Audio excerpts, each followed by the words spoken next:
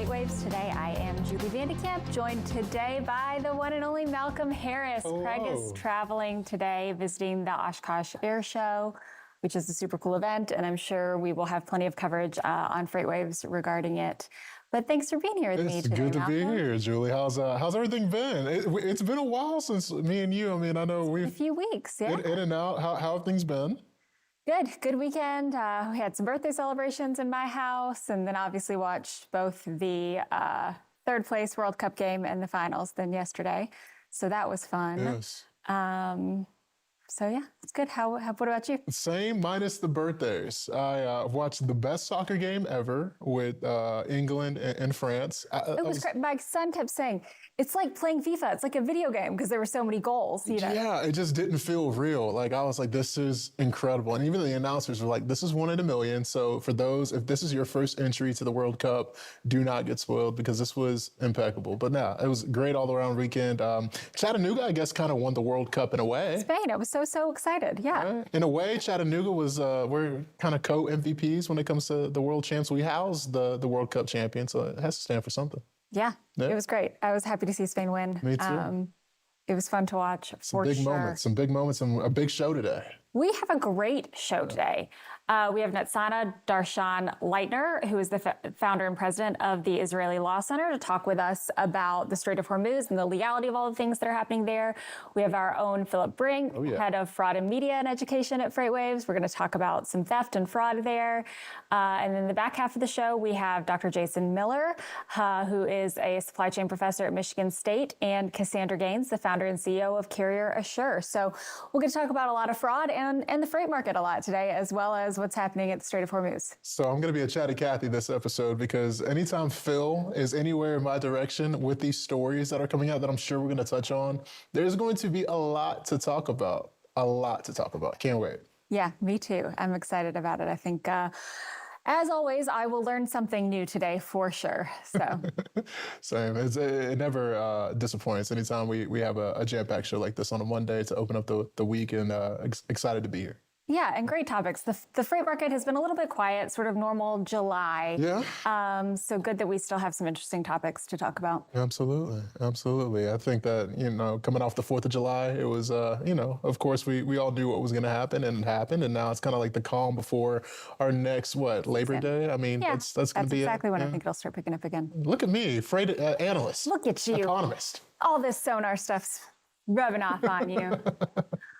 All right, with that, we will get to the headlines this afternoon. We kick things off with a massive milestone for North American cross-border commerce.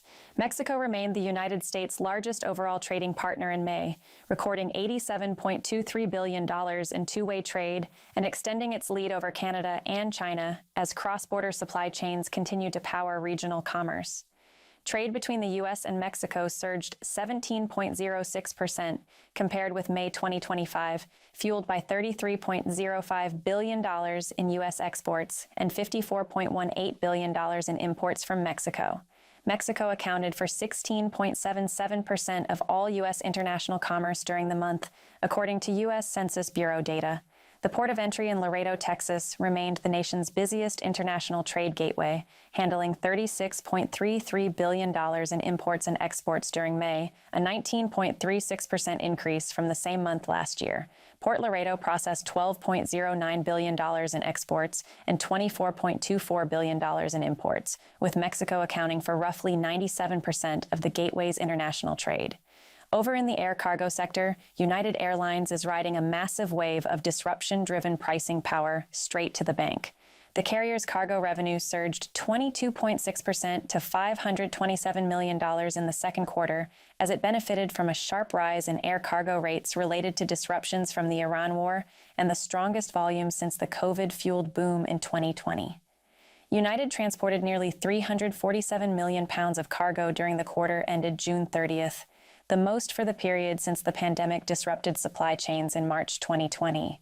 Higher yields were the main contributor to the strong cargo performance, with Chief Commercial Officer Andrew Nitsana noting that most of the gains were yield-related, not volume-related. Global shipping space on aircraft fell more than 12% in the Middle East since the U.S.-led military campaign against Iran, as airlines suspended or reduced operations due to ongoing war risks, putting aggressive upward pressure on prices. Finally, a major bet on American shipbuilding is coming to the Texas coast. Autonomous maritime technology company Saronic announced Thursday that it has selected the Port of Brownsville, Texas, as the site for Port Alpha, a planned $3 billion plus next-generation shipyard that will dramatically expand U.S. shipbuilding capacity while creating up to 10,000 jobs in South Texas. The Austin-based company said Port Alpha will serve as a software-defined shipyard focused on building autonomous maritime vessels for commercial and defense applications, marking one of the largest private investments in U.S. shipbuilding in decades. Port Alpha will initially occupy 835 acres at the port, with room to expand to nearly 4,400 acres, and the shipyard will be capable of producing vessels up to 850 feet long. Construction is expected to begin later this year, and Saronic projects the development could generate more than $160 billion in economic impact for Cameron County.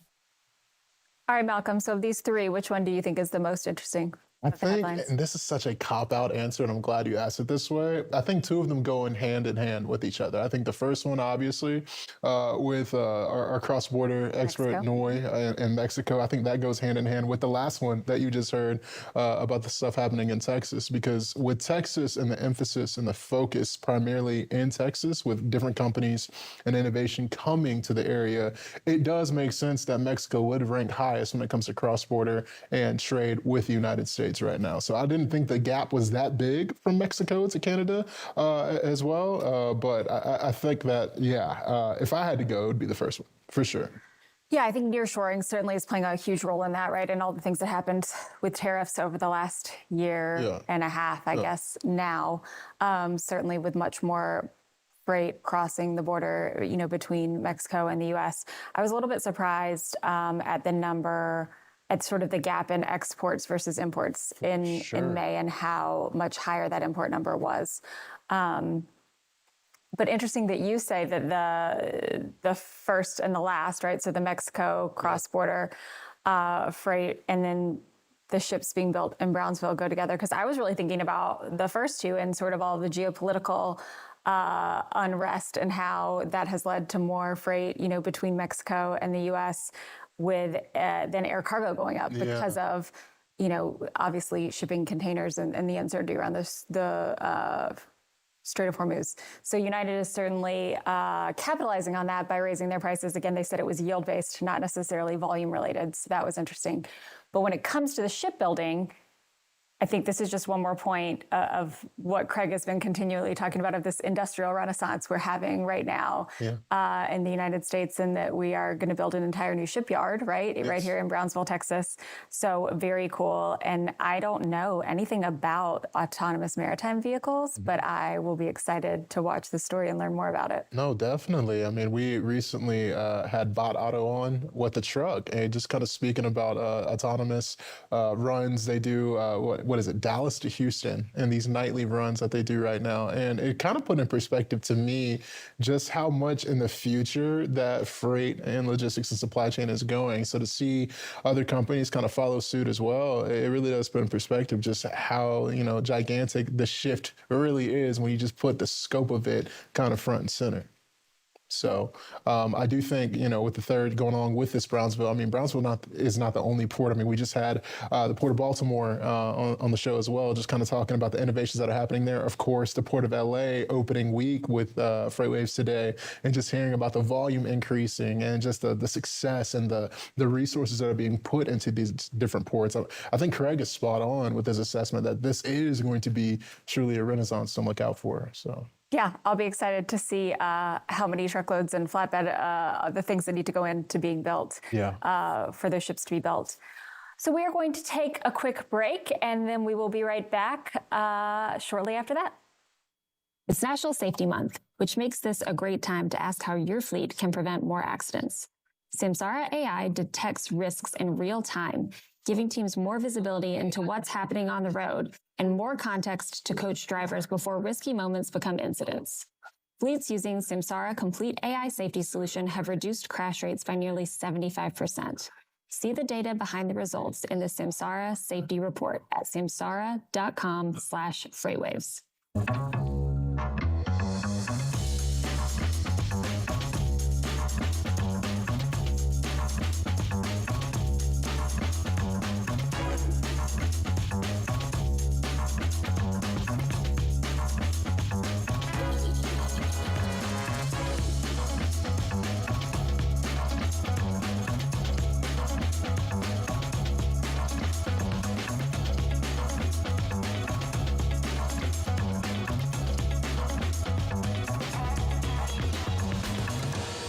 What's the masterclass all about? Well, here's what I'm going to tell you. If you're a driver, you're an owner-operator, you're a fleet owner, whether you're in compliance services, dispatcher, no matter what it is, masterclass is for you.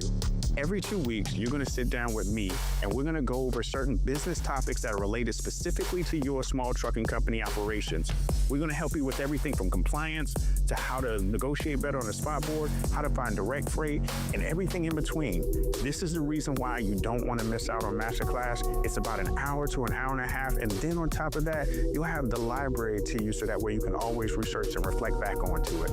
Don't miss out this opportunity. This is built specifically for you. I'm excited, and I hope to see you in class.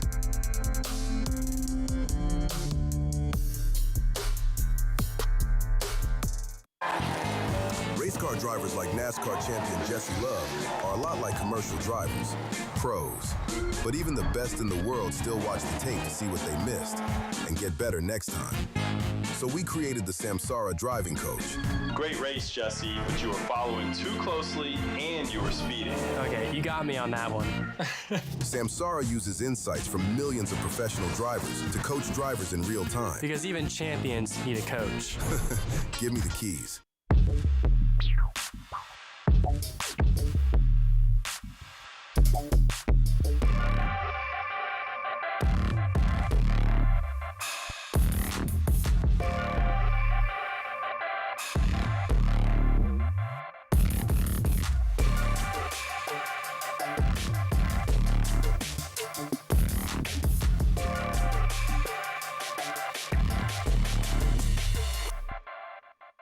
Welcome back to FreightWaves Today. 2 U.S. service members were killed in Jordan Friday when Iran struck a base used by American forces, and a third died from his wounds days later. An Iranian missile strike on 2 Abu Dhabi-owned oil tankers in the Strait of Hormuz is forcing the shipping industry to confront Iran and the IRGC not just as a security risk, but as a legal target.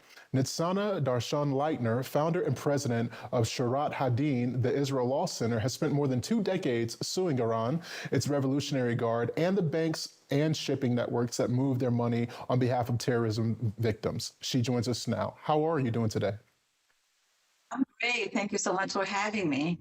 Thank you so much for being here. Well, before we get into things, first off, I just want to kind of put in perspective for our listeners, for those that are not aware of what has been happening, can you give us just a sample size or a rundown about why we're talking so heavily about the Strait of Hormuz today and what you've currently been seeing?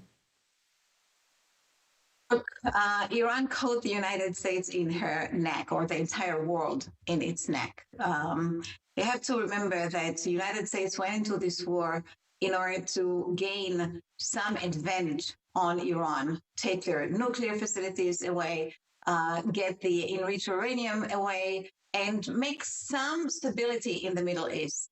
And here comes Iran and refused to give up and comes and do a major step the United States did not expect, which is taking over the Strait of Hormuz, blocking it, and actually preventing from 20% of the world's oil to go through. And now the economy is in stake, the oil prices are going up, and the United States doesn't have a choice but to stop this blockade by doing its own blockade. The parties are struggling for almost an entire month until they reach a negotiation. And in the negotiation, they end up with a memorandum of understanding. But the problem is that Iran doesn't bind itself with a memorandum of understanding. They said clearly, seriously, very clear, we are not going to fill up our terms in this memorandum. So after a couple of weeks, we are back into the same situation. Iran, that signed this memorandum, that took upon herself to leave the Straits of Hormuz open to all the boats, start shooting again towards foreign boats that going through the strait, or imposing tolls. They really want to receive tax for letting these ships going through. And United States, that not only didn't gain her first goals of the war, but now is in a bigger problem, went back and imposed the toll. Today, we are into a huge escalating of this situation. American servicemen getting killed. The Strait of Hormuz are not open. United States is shooting into Iran from all over, but Iran is stubborn. They don't make any step or any sign that they are going to give up to the United States. So I want to talk a little bit about the missile attacks that happened last Tuesday on two tankers that left in the Strait of Hormuz, that left at least one crew member dead. What options legally do both the ship owners and the families have available to them currently? This is a private matter because I've been suing the Iranian regime for 25 years on behalf of terror victims, on behalf of American citizens that were killed in terror attacks outside of the United States. And this is a classic case because you have American salesmen getting killed by Iran that it's using its terror method to kill civilians. You have to remember that in the case of a war, the act of war is protected only if it hits military targets. And here, Iran, and that's very popular on her side, and she was doing it from the beginning of the war, targeting civilians, infrastructures, hit this salesman. He has, and his family, he's died, has a legal action to bring against the Iranian regime. Now, you may say, how will it be helpful, what he will get in the end? And I need to tell you that we in our organizations, rather than other lawyers that are litigating terror victim litigation, have been suing Iran and winning in court. You have to prove your case. You get a judgment, usually for hundreds of millions of dollars. And then you go and collect it against Iranian assets that are in the United States. Before the Iranian Revolution, Iran had relations with the United States. They had bank accounts, they had assets, they had buildings. And here comes the victims and enforce their judgment against Iranian assets. So just last month, we finished a major case against a building in New York called 655th Avenue. It's owned by the Iranian regime. We put a lien on the building. Iran, that never comes to court, came this time, litigated this case, lost, and the building now was sold, and the victims received $318 million.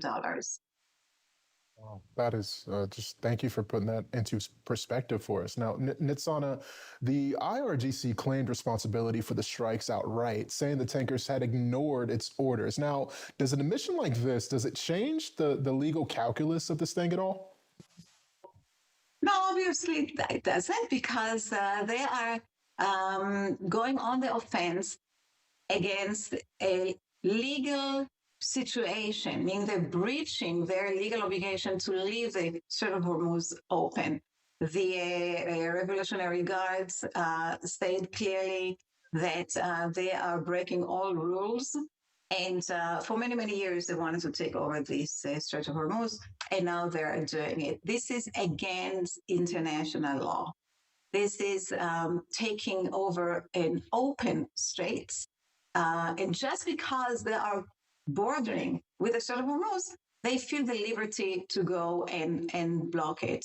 I'm just surprised that the United States did not expect it to happen. And I hope that by the blockade that United States imposed, they will be able to bring Iran to its knees. But not only.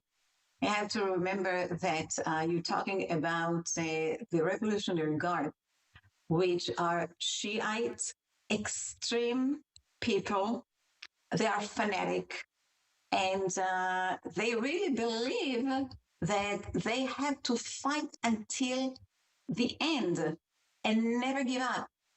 It's like it's different between them to the Sunnites, the Muslim Brotherhood, who also are sometimes go on the terror scene and take down human life. But the Shiites do not accept any settlement, any compromise. You see it with Hezbollah in Lebanon, that despite all the agreements and all the commitments and this ongoing war is not going to disarm itself. And you'll see it here. You saw it in the war between Iran to Iraq. 10 years. 10 years this war went on, and Iran didn't give up. The opposite. They sent their children to dig mines and risking their life. They sent their children to wear explosives and blow themselves up. This is how they told Hamas or Hezbollah or Islamic Jihad, the Palestinian organizations, to go and carry out suicide bombing. It's all Iranian fanatic belief. And therefore, you'll have to probably to take a very extreme measure in order to bring Iran on its knees. You can talk about going after their power plants, electric companies, water facilities, oil fields. And I would say the oil fields. I would say that if you choke Iran from its money, they will come to the United States and give up, because in the end, money is the oxygen for everything, including terrorism, including war, including Iran. And if you choke off the flow of the money, you can choke off the life of this stubborn country. I want to talk a little bit about sanctions and how they actually, so for us and for our viewers, can you explain a little bit about how in this situation sanctions work or don't work, and how who all is being brought in beyond just Iranians when it comes to other individuals and organizations being sanctioned?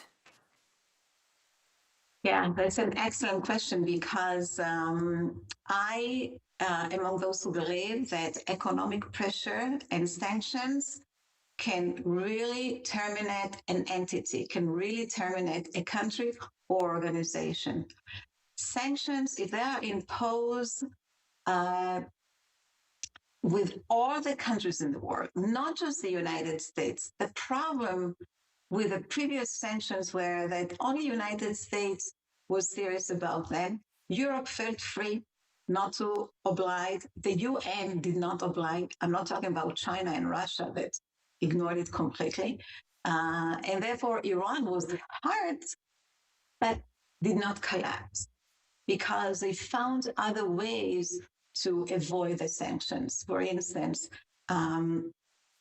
China bought all the oil from Iran. 90% of Iran's oil were bought by China in a very, very low price. So it benefits China, it benefits Iran, that indeed did not get 100% on their money, only 60 or 70%, but yet was able to sell its oil. And here you have Iran still going, despite all the sanctions that the mighty United States imposed on her. I very much believe that if all the countries in the world, or at least one that are neighboring with Iran, Russia, China, India, obviously the Muslim countries around it, will stick to the sanctions, Iran will not get up. And I can give you an example. Look at ISIS, for instance. ISIS was a very dangerous organization, the scary one of them all. You remember these orange suits that they dressed up their prisoners, and they were slaughtering them and burning them and drowning them to the ocean. United States tried to eliminate ISIS for many, many months. They took down all their bases and they killed their commanders, and they went after their military targets. But the only thing that in the end crushed ISIS was when they hit the oil fields. Oil fields were the source of income of ISIS. Suddenly they didn't have money. They didn't have money to pay their army, they didn't pay money to pay the soldiers, they didn't pay money to provide the population that they conquered with necessary services. And now ISIS doesn't exist anymore. It exists as an idea, but not as an organization. And this is exactly what we need to do to Iran. Choke them. Simply take them all the money possible, and you will see they will not stand still. Some great words and insight. Again, that it was Nitsana Darshan-Leitner. Nitsan, thank you so much for just your insight. Again, we really hope to have you back as this situation continues to unfold, and just really appreciative of your insight today here on FreightWaves today. Thank you very much. My pleasure. Have a great day. You as well. Thank you. And that was just some amazing just insight from her. I think just to kind of put in perspective again, like we cover these stories a lot, right? Whether it be on What the Truck, whether it be on Playbook, whether it be on just, I guess, Break Check as well. But it really doesn't just kind of put in perspective until you hear it directly from someone who has such insight and intel at the ground level. I mean, that was awesome. Yeah, a very heavy topic. It's a heavy topic obviously. to be quote unquote awesome. And I don't want to say, I mean, obviously there's lives lost there. It's travesties, and I don't want to necessarily, again, take away from that. But I think for her, just to kind of quantify this as journalists, I think that is the awesome part, that I'm able to just kind of digest such a robust issue and quantify it and make it digestible, because it is very challenging to put your head around and understand how this is impacting, economics, how this is impacting the market, how this is impacting just general lives as well. We tend to talk about just really the impact on fuel and actually, ships passing through the strait and what's happening there. And we are seeing that impact. But I think this put a little bit more of the human side of it into perspective, and that these truly are lives being affected. But when we do talk about the fuel and the impact, to bring it out of sort of a heavier topic and back into what we're seeing, DOE is up, but still down from last month. Sure. And wholesale rates are continuing to rise, and they are rising. We're seeing that spread. They are rising more quickly than retail rates. And all of that is directly aligned with when this escalated again last week. You can see it, to the day, where some of those fuel prices are tending to be a little bit more volatile. So we'll keep watching it from that front as well, and talk more about that later in the week, I'm sure, as well. We can't never escape data and charts and information. It always leads back to the data. And coming up, again, we're going to have a deep dive when it comes to data, sonar data to be exact, and find out as well the latest when it comes to fraud schemes that you need to know about. More FreightWaves today coming up. Let's get into the sonar update. Oh, let's do that. Yeah, let's go ahead and get into Craig's update.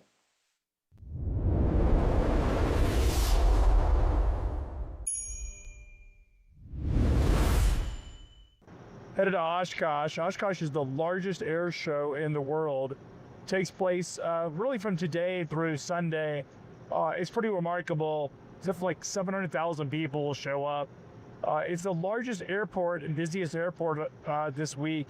Busier than Chicago, busier than Atlanta. It's just remarkable how many aircraft movements will take place at Oshkosh. So I recommend it. I'll be there. We'll be back at the studio tomorrow. When we talk about the freight market, really we're looking at a very quiet trucking market. Trucking market is not a ton of really firmness and activity. Projection rates are in the 15s. Spot rates are, when we look at the daily spot rate, about 353. Again, these are high rates compared to where they had been, and record high rates if you had taken them back to a couple of months ago, but not as strong and as robust as they had been. When we look at really where the activity is, a lot of what we're paying attention to is the international container market. International container markets are really strong. Container spot rates are approaching $8,000 to EU, a real substantial increase from where they were just a couple of months ago, really up 400%. And this is reflected not only in tighter international container markets in terms of capacity, but also we're seeing more volume than was expected. The Port of LA reported its third largest import number on record. This is pretty remarkable because when you take out the pre-stocking due to Liberation Day tariffs, the fact that this market has been as strong as it is a real reflection of just how strong consumer activity has been. Now, in fairness for the overall domestic market, this has really been an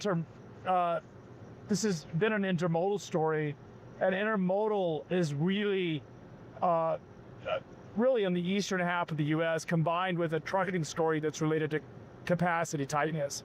So we've seen incredibly tight capacity due to the regulatory crackdown and strong intermodal activity, particularly the eastern half of the U.S. The West really has not been participating in the overall freight surge. It's been steady, but has not been a major participant, particularly in trucking markets thus far. But that's about to change.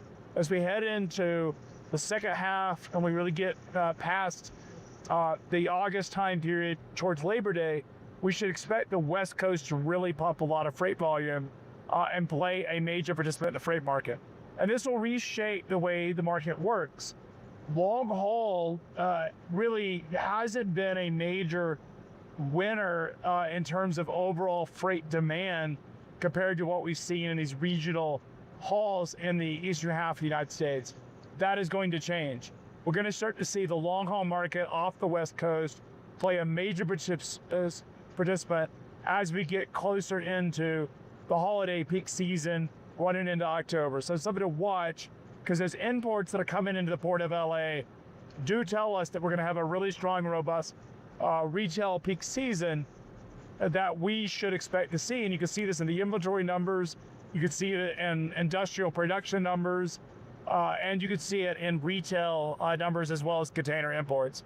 So when we look to the latter part of this quarter, we're going to have a combination of high import activity, consumer demand, as well as industrials combined with regulatory crackdown that will continue. It's going to be a very good end of the second half. All right, so Craig flying into Oshkosh, that man giving us a sonar update even while he's traveling. Have you ever been to the air show? I could not tell you. No, absolutely not. I'd love to. I guess you forgot to text me. I haven't been in 30. I mean, I was a kid, like very young kid, and I went once.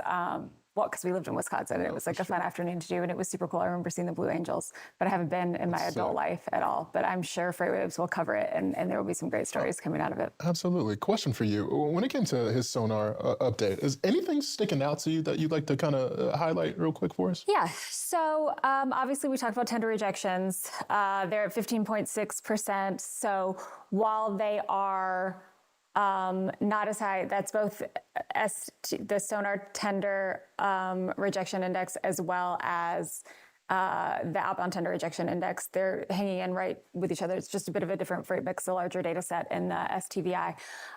So everybody's like, oh, it's like July. It's July. It's normal. Like 15.6% tender rejections, still really high. 15.9 on STVI, not standard. I mean, high for July, right? Maybe low compared to what we saw a few weeks ago, or earlier in late spring, early summer, but certainly still elevated. 15% tender rejections is still a tight freight market, absolutely, and you're seeing that in the spot rates. They're cooling a bit.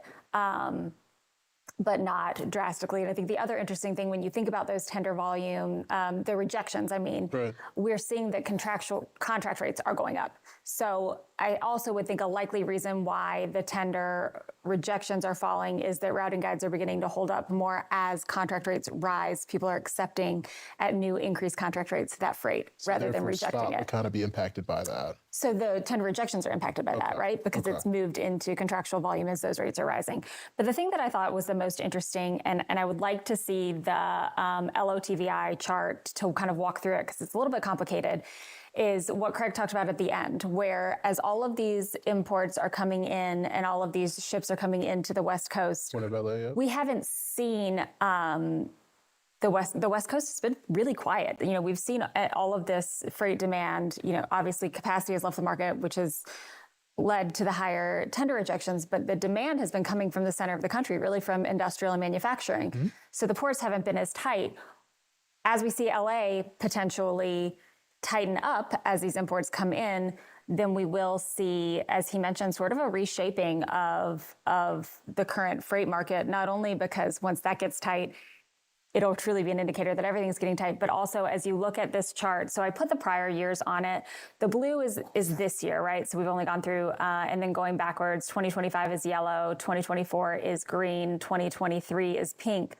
But what I wanted to show is that when you look at seasonality in prior years, it's very typical for as we get into peak, as we get into late summer and fall, and retail peak, that is when the volumes out of LA really will pick up. And this is specifically long haul volumes, as he mentioned, which means those trucks are on these loads, you know, not for a day, but multiple days and out of the market without of that capacity. So I wanted to show that, you know, normal seasonality. Look, July is July, but I do expect that we'll see a strong peak season.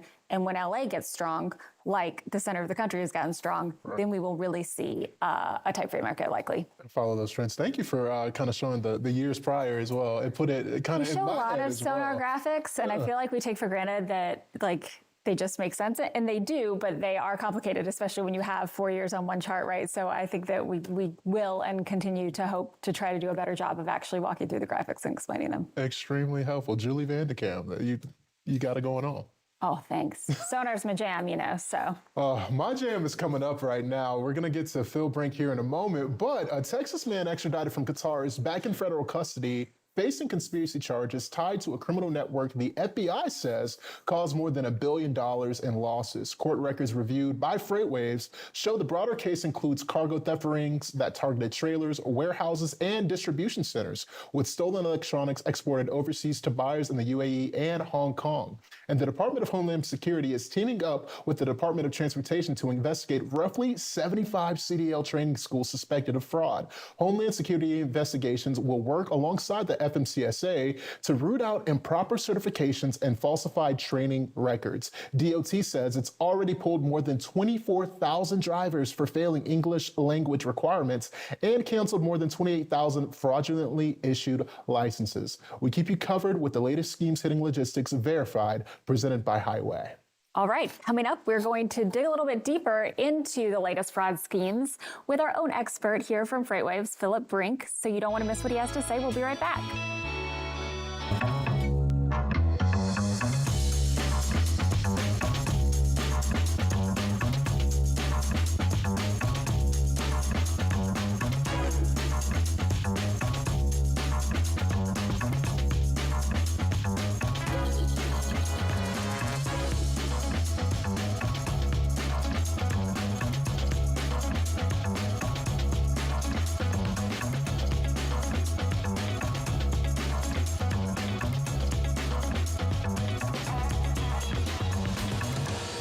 What's the masterclass all about? Well, here's what I'm going to tell you. If you're a driver, you're an owner-operator, you're a fleet owner, whether you're in compliance services, dispatcher, no matter what it is, masterclass is for you. Every 2 weeks, you're going to sit down with me, and we're going to go over certain business topics that are related specifically to your small trucking company operations.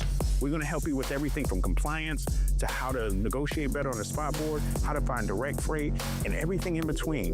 This is the reason why you don't want to miss out on masterclass. It's about an hour to an hour and a half, and then on top of that, you'll have the library to you so that way you can always research and reflect back onto it. Don't miss out this opportunity. This is built specifically for you. I'm excited, and I hope to see you in class.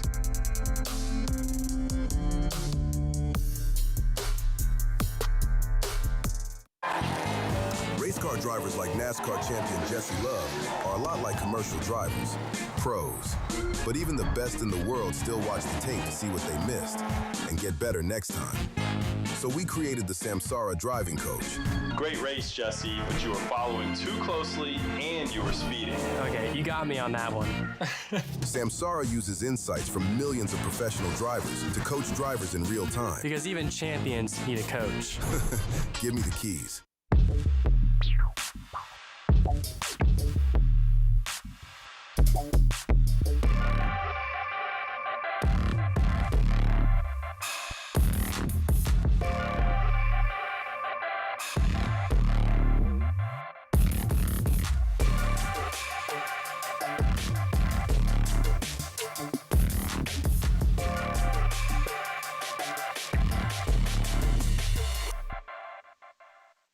Welcome back to FreightWaves Today. Federal and state investigators unloaded a run of major freight fraud news this summer from a $1 billion criminal network the FBI says included cargo theft to a new DHS and DOT crackdown on roughly 75 CDL training schools suspected of fraud.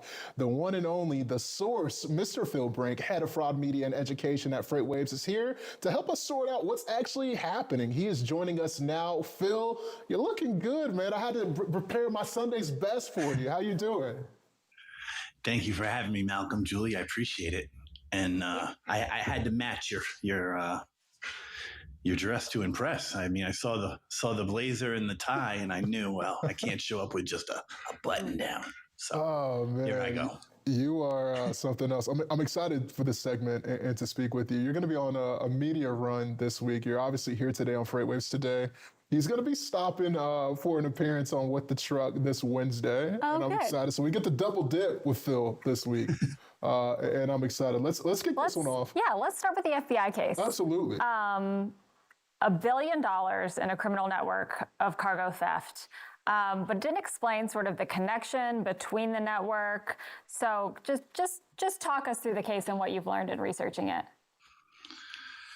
So interesting enough, it wasn't really a case when I first read about it. I mean, nobody wanted to cover it. It kind of seemed more like a fraud case, money laundering, mail and wire fraud. But when I kept reading a little deeper, it said more about cargo and transit theft rings. I'm thinking, something about that sounds very familiar to what we're always covering. So I dug in a little deeper. I reached out to the Eastern District of Texas. They came back with great information, really pointed me in the right direction.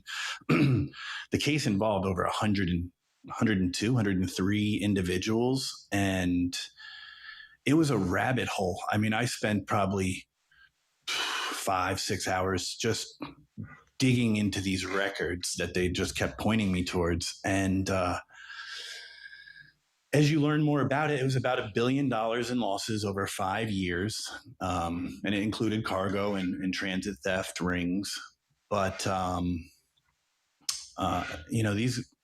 these guys were actually targeting the supply chain. They were targeting the warehouses. They were targeting shipments that were just kind of moving through the supply chain, and they were completely organized. They had their certain groups of their team were ready to do the theft. Some were ready to do the distribution. Some were part of the shipment part. Everybody played their role in this organization, and hence why it was such a large dollar amount when we look at it. Now, Phil, there's a name that's keep resurfacing, and I want you to kind of put it in perspective for all of us. Abdullah Anwar is the name. Who is Abdullah, and what was his relevance to this just high profile of a case that you've been following for quite some time? He was the main person we could follow, kind of down the rabbit hole. And that's when we started finding everything else that connected this case. And I mean, we could go on for hours about it because it was just, there were so many connections through so many different retailers. They were targeting shippers from all over the country. And Abdul was kind of I don't want to call him the ringleader, but he was kind of the ringleader in this whole thing. And it kind of falls back into what we spoke to law enforcement recently about on the Fraud Watch podcast that these organizations are more organized than we're giving them credit for. Abdullah may not have even known who the people above him were, the next 2 or 3 people above him. And that's kind of where getting to the head of the snake is very difficult. And that's why these cases can sometimes feel like we might have solved something. But as we've heard, I mean, we might recover $1 million or $2 million, but there's 3 or 4 million that's left on the table that wasn't recovered. So there's always more. And we're really scratching the surface currently. So, Phil, obviously this was a highly coordinated, organized effort. Can you give us some concrete examples of that? You alluded to earlier how organized this sort of crime was. Can you give us some concrete examples of that? I mean, how it was organized and coordinated from trailers to warehouses to DCs and really across freight consolidation. It was very broad reaching, right, where the theft and fraud was occurring. So can you give us a concrete example of sort of how organized they were? Yeah, it was every facet of their organization. So like I said, it came from the theft. So we're going to steal the load and then we're going to move it to someone that can package and distribute the product. And then we go from distributing product to moving the cash, moving the money. And that's where you're going to get the money laundering and the different charges. But just following the breadcrumbs, there was no one tactic they used. I mean, they were recycling, reusing every sort of method you could imagine. So they were using fraudulent paperwork, fraudulent carriers. They were showing up and following trucks, escorts. They were ramming the vehicle, using jammers, all sorts of things. And bear with me a little bit. I could even start to link cases together because it just seems like every day, twice a day, I'm finding something new that we haven't even really heard of yet. And these bad actors are really, they're really organizing. And I think we're all just doing the best we can with what we have. So in this case, I think I read that, once they had gone through all of these steps and then were ready to export some of the product that had been stolen, they sent like 5,000 FedEx shipments internationally to get the stolen product, out of the U.S. That's the first time I've read it that way, with that level of, specificity, maybe because the FBI actually was able to report on this one. But what does that tell us about how these stolen goods are getting out of the country? Have you seen other examples like this, or is it generally other ways? There's a lot of different ways. I don't think there's any one route that they stick to. I know in Abdullah's case, he was they were targeting electronic devices, and so they're smaller, easier to ship overseas. So using FedEx, using parcels makes more sense than let's get a container. We don't need a container with even 3,000 electronic devices. You just wouldn't necessarily need all that. So they just utilized what made the most sense at the time. And this is where these bad actors are just recycling and reusing new and old techniques. And as they start to get more popular, well, let's put that one on the shelf and move back to something that, hasn't been getting as much attention lately. And it's scary, to be honest with you. It is scary to say the least. I want to transition to some more, mind-boggling stuff that you've been covering. Let's talk about the CDL issue with the training institutions and schools, because you said that apparently it was 75 CDL training schools have been suspected of fraud. Now, this is pretty substantial. I mean, these are big allegations. Can you walk our listeners and viewers through what exactly is the scope of this, Phil? Because this is no small feat at all. No, you're right. And it was 75 CDL training schools that were the FMCSA identified and essentially cracked down on.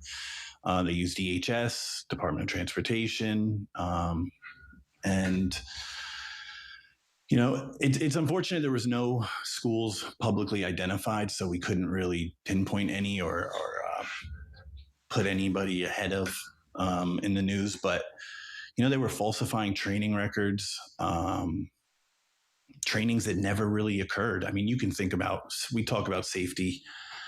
Craig talks about safety, 1 in 5. You have a 1 in 5 chance of being hit by a 18-wheeler over the road. And to think we're cruising down these highways and there's a truck next to us that's never even passed his examination. He has no credentials. It's scary just to think that our families and we as individuals are riding on these roads, and what can we really do?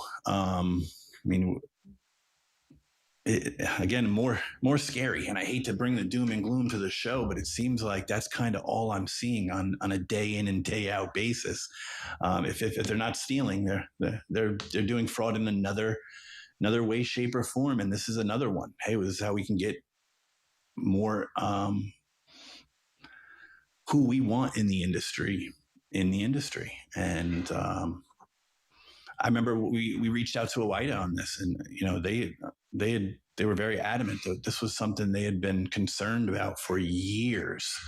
They wanted to see regular audits and inspections. They want to see the end of the self-certification. So, and also requiring 30 hours behind the wheel. I'm sure we all can agree 30 hours behind the wheel should be a mandatory requirement. It absolutely should. Yeah, so I think the stat that you're referring to is probably that 1 in 5 trucks likely wouldn't pass inspection or shouldn't be on the road, either due to hours of service, maintenance issues, or CDL issues. Hopefully not that we all have a 1 in 5 chance of being struck by a truck when on the road, but that is absolutely an issue, right? When we talk about CDLs being fraudulently given to those who haven't had the proper training. And then we can also talk about the ELD or the ELP, the English Language Proficiency Mandate. And I think I read a stat in one of your stories that about 24,000 drivers had failed the English language proficiency. Can you talk a little bit more about that and how that plays into driving schools, and if they should be giving CDLs to those who can't pass the exam, and that sort of topic as a whole? Give us a little bit of insight, please. Absolutely. I think the first step to being able to take an exam and pass an exam would probably be able that you could read the exam and know what it says and what the questions are. So that's the first step. And CDL training certificates should prove that training actually happened, not just that paperwork was submitted. And that's kind of where we're at right now. Paperwork just being submitted and people passing a test that they couldn't physically pass on their own. And that's what we're seeing when these non-English speaking drivers are being pulled over and they're being asked very basic instructions. Can you tell me what left and right means? I mean, these are very basic instructions that it's scary to think that somebody driving an 80,000 pound truck over the road may not know what left or right means. And we've read all the stories, we've heard all the U-turn, it's just, I think we're at the pivotal point where something needs to change now, or something bigger has to happen. I couldn't agree with you more. Phil, I want to switch hats real quick to Indiana and the state police story that you covered, because we talked about this actually on What the Truck. It was Friday, I want to say. So now I get to double down and ask a couple of follow-up questions, because it was, and please correct my math, 12 shipments estimated in $11 million in terms of, I guess, risk. I guess my one question is, I mean, this is unprecedented, but I saw something that piqued my interest, is that the Indiana State Police is actually going through cargo theft training. Is this correct? Is this what we're seeing? That is exactly what you're seeing. Okay. They are going through, they're training all their officers. They're redoing everything when it comes to cargo theft and freight fraud. It's unfortunate. A lot of police officers just don't have the information at their fingertips or the training they need to look at an MC or a DOT and say, all right, let me look at some of these other factors outside of what I'm able to look at besides their driver's license. And the training is becoming more extensive. And they even said at the Indiana State Police that they haven't had a recovery like this. And I want to say it was like 10 years, 10, 12 years, something like that. And of this magnitude. So they're extremely happy. They're doing great work. And I mean, it kind of almost started as a routine traffic stop that just escalated. And then before you knew it, they were really connecting the dots. They were finding the associations, and they were seeing why, someone that they might have looked at and not saw as a bad actor, when they did their deeper dive, when they had this thorough training, they were able to really pick out the bad guys. And it genuinely helped. I mean, since April, I think it was, they recovered 12 million in theft. So it's huge recovery. Kudos to those guys at the Indiana State Police. Yeah, that's exactly what I was going to say. It's good to me to hear this sort of coordinated effort, and that they are providing this level of training to their officers. And I hope that it is also that begins to spread and begins to happen in other states, as well as absolutely on a national level through some of the things that we've talked about that are currently being proposed as regulation. I assume that as part of this training, they picked out certain red flags that they were repeatedly seeing and shared them with their officers. Can you share some of those, and then how those relate to current brokers and what they should be looking for as red flags in order to try to protect themselves? Sure. It's interesting. I think the police are now starting to look at the same red flags that the brokers are looking at. They're starting to look at different updates that happen to their profiles, or when a long-term company that's been in business changes their email to a Gmail. These little flags that maybe you wouldn't say is a big red flag, or let's pull this guy over. But when you start adding them together and really compiling all these smaller red flags, you start to come up with an overall score that you can say, I don't really like the way this looks. And that's what they're doing. I mean, they're looking at the flags. They're saying, and mind you, these are flags that they had never looked at before. Can you imagine a police officer is now looking at a potential MCS 150 update, or the amount of inspections that a carrier has over the road, or even the associations that they have between VIN numbers or phone numbers, addresses, being able to see principal place of businesses. Are they operating out of a PO box? I mean, these are a lot of details that law enforcement they don't have access to.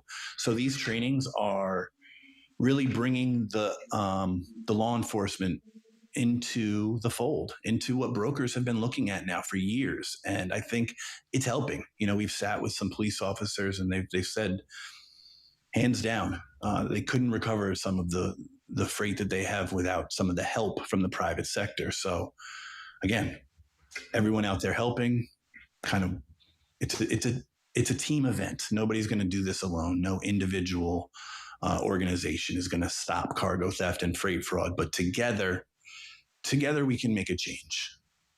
Together, we absolutely can make a change. I know that there are various amount of stories that we talked about today, and stuff that we didn't even get to. I know there was an article about some cucumbers and cocaine that I saw from you that I was like, this is bizarre.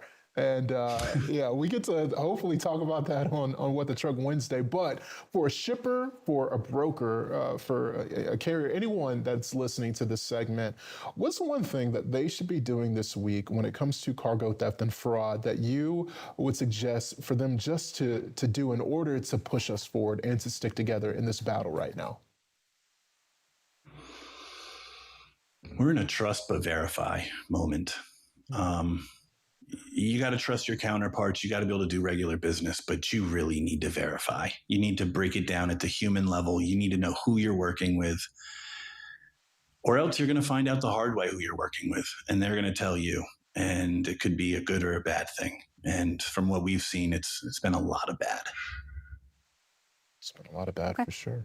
Phil, thank you so much for being with us today and talking a little bit about what's happening in the fraud world and bringing a little bit more visibility and awareness to it so we can all figure out how to best continue to combat it. Yes, we can. Coming up, we get to talk about one of my favorite topics, the numbers behind the freight economy. And we have the professor who can here in Dr. Jason Miller, who can tell us which ones he thinks actually matters. We'll be right back.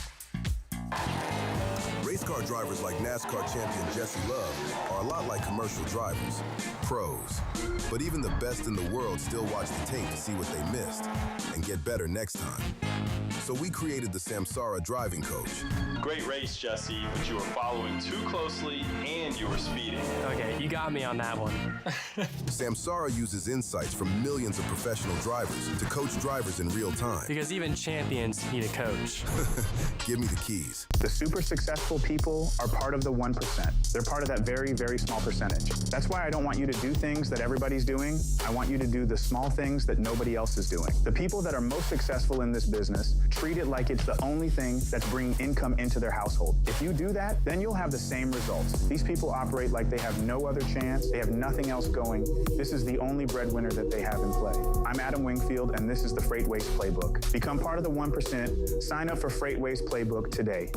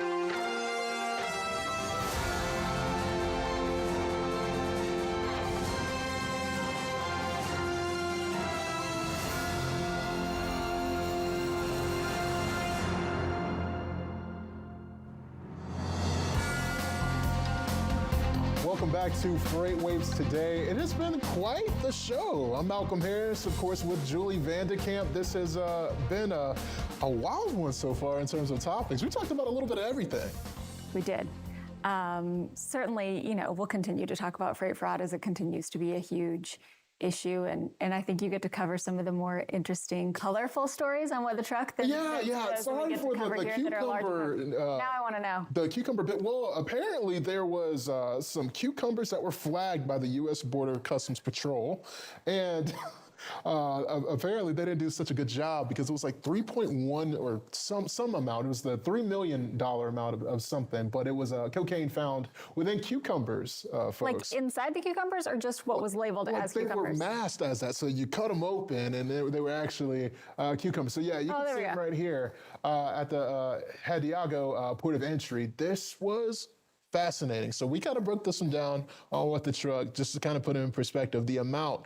But it was several drug stories have been happening here the last 2 weeks. This is not the first one. There was another one that popped open today as well, headed, I want to say, into Texas. So it's wild times that we are. Yeah, this is the stuff that like TV drama could have on it, right? Oh yeah. I'm a cucumber guy too. I enjoy the coordinated theft rings that end up with a whole bunch of money are certainly the ones we report on because they're incredibly financially impactful, but maybe not as interesting. That is, sometimes you gotta drugs and cucumbers. Drugs and cucumbers. That's a combo for somebody. But no, it's been a great show so far. I think my favorite part, obviously, I always enjoy speaking with Phil, but I thought just your take on sonar data and you're kind of looking at the trends, that was very, very fascinating to me. Oh, thanks. Yeah, you did a great job. You always do, but genuine. Well, speaking of that, we are going to get to talk a little bit more about what's happening in the freight market and some data. We've got a great second hour of the show. So coming up this hour, we have Jason Miller, the Eli Broad Professor of Supply Chain Management at Michigan State University, Broad College of Business, and he's going to break down what shifting driver turnover actually means for the freight economy. And then we'll have Cassandra Gaines, the founder and CEO of Carrier Assure, to join us on why the data digital brokers collect on carriers could become evidence that proves negligence in court. And I'm sure we'll talk about how to protect ourselves, or how you all can protect yourselves in that situation as well. So with that, we can go ahead and welcome Dr. Jason Miller to the show. Thank you for being here with us. Hey, thanks for having me. All right, so let's talk about freight demand and what you are seeing and what your take is. Yeah, so I actually think, somewhat ironically, I'm probably one of the more bullish folks out there on current freight volumes. Wow. My best read. No, because, for example, you've got Cass down still 4% year over year on a shipment count basis. But when you look more at, say, price-adjusted wholesale trade data, you mix that with manufacturing data and retail sales data, the story I see is actually freight demand's up call it a modest 1.5% year over year right now, as of sort of the middle part of the second quarter. The government data lags a little bit because of the thoroughness of the collection. But what we're really seeing right now is major, bifurcation based on whether shipper verticals provide to the CapEx portion of this sort of physical ecosystem for AI.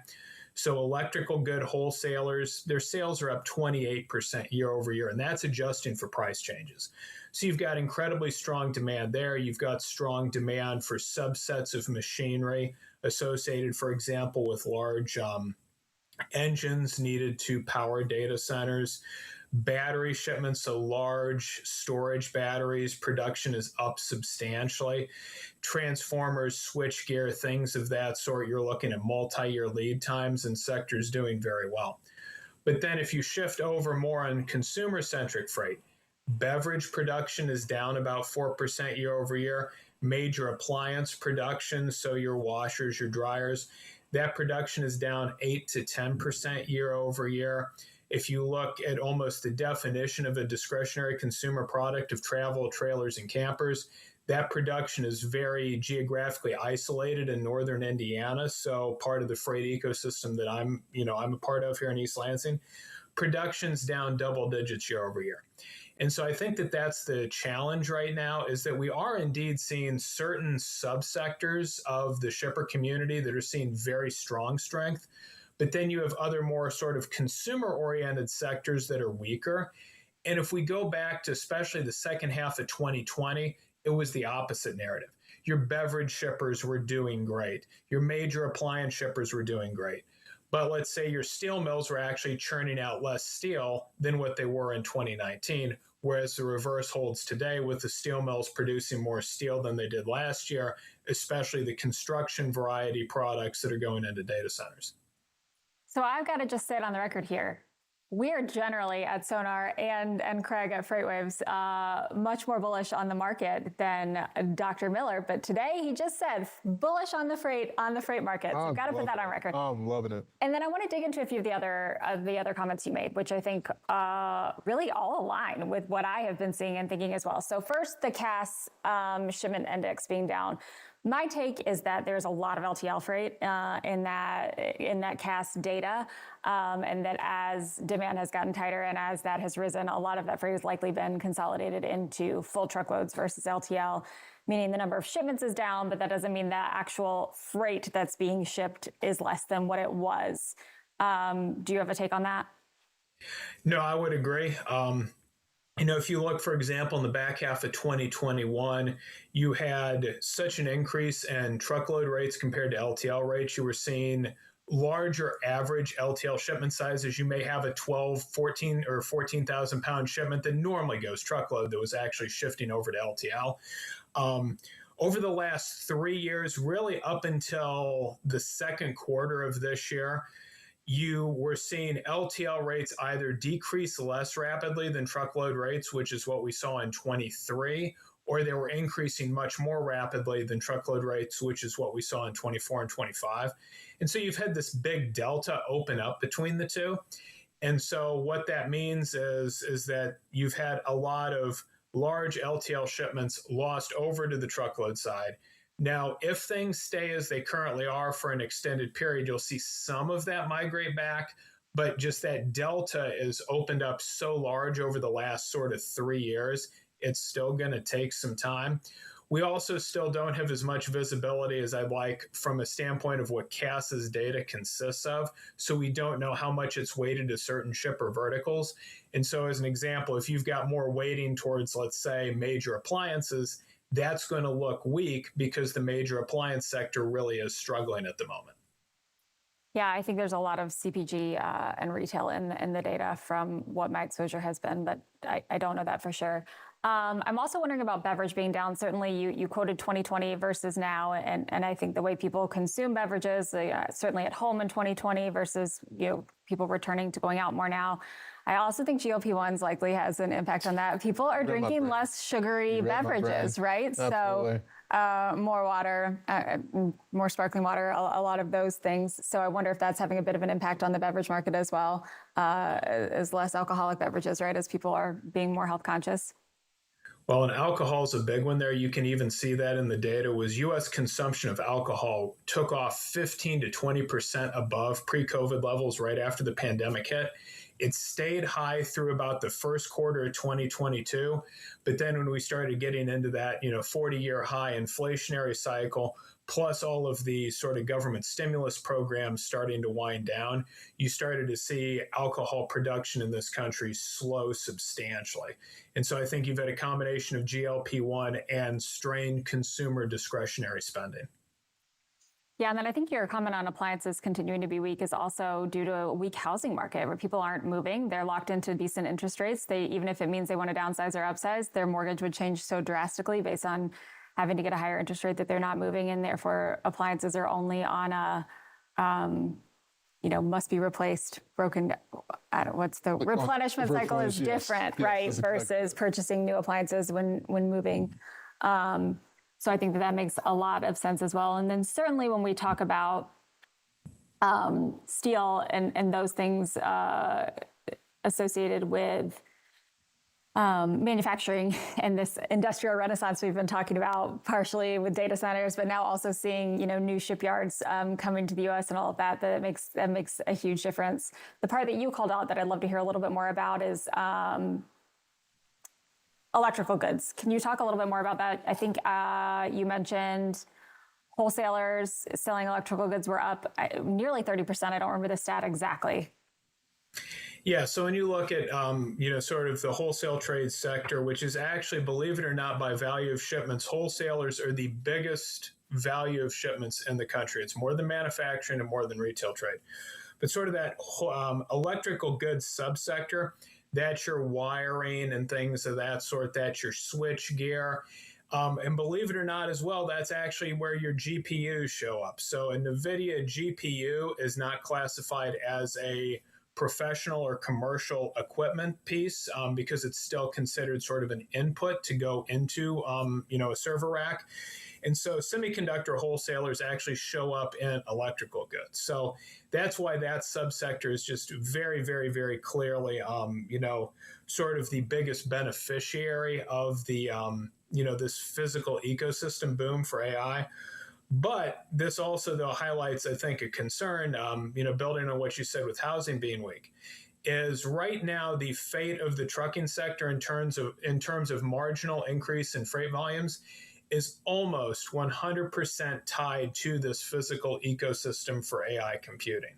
And so anything that would start to show cracks in that ecosystem would be a huge concern, because housing activity is basically stalled. Existing single-family home sales are down about 30% from where they were before the pandemic. Permits to build new single-family houses, they're flat. From last year, they're down about 8 to 9% from where they were in 2022. they're still right around where they were in 2017 through 2019, if not a percentage or two higher than that. But they're down 35 to 40% from the back half of 2020 through the first quarter of 2022. And so the other, I think, sort of issue with that is, as well as if there's any slowdown in building these facilities, or the hyperscalers saying we don't want to spend this much on CapEx, these facilities have basically no good second use. So you're not going to convert an AI data center that's being built in Northwest Ohio into an e-commerce fulfillment center. And so that is the big concern, I think, from an overall freight standpoint, is any slowdown in that ecosystem would be very, very, very troubling. And then the one thing we are, again, lacking clarity on as we move into the second half is the degree that importers have pulled forward a lot of imports destined for Q3 and Q4 consumption, because they're trying to get ahead of the Section 301 tariffs on forced labor, and we're still waiting to see what the results are of the Section 301 tariffs on excess capacity. Yeah, so Jason, we've done a lot of research here at Sonar about this AI data center build out. We talked to all of our guests on if we think this is sort of a boom and a bust, or if it's long gonna stick around a long time. I think they all agree that the sentiment has been that these AI data centers will be needed and will be used, and that AI is around, to stay and truly changing our world, and not just sort of a short-term fad or hype. What I'm curious about is certainly the beginning of the build. The portion that we're at now has driven a massive amount of flatbed demand. And as we get further into that build out process, that should switch as they begin to fit out these buildings to more van freight.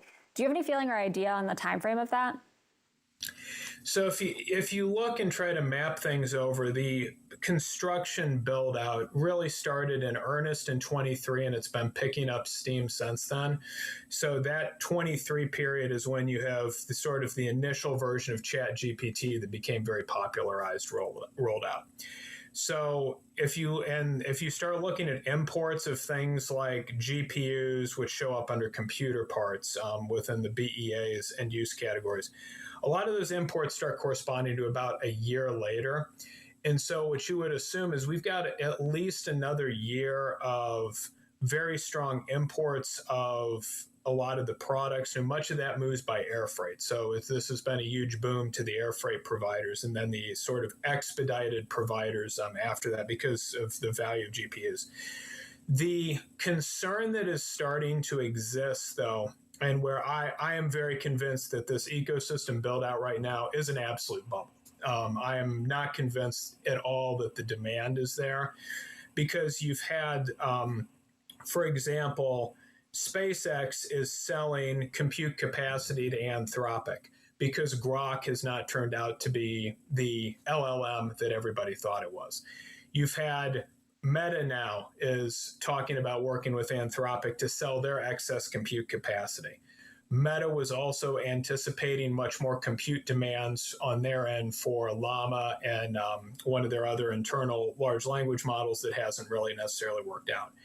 And so the concern that I have is if you go back and you look at the telecommunications infrastructure bubble that built up in the late 1990s, early 2000, or in 2000 and came crashing down in 01, we see a very similar pattern. We also have huge uncertainty about the amount of NVIDIA GPUs that have been ordered, that have been delivered, that are sitting in warehouses waiting to be put into a data center that's under construction. And the reason that matters is it means that NVIDIA has already been able to book those sales. The companies purchasing them have put them in their property, plant, and equipment piece of their balance sheet, but they're not depreciating them. And so what that means is that essentially profits for, let's say, the overall S&P look inflated right now at the moment because the customers are not yet having to depreciate those assets because they're not being used. The question then is if there's advances in silicon, let's say over the next 18 months, that would render those old GPUs not, essentially not as valuable, you would have sort of that doubly, impactful event.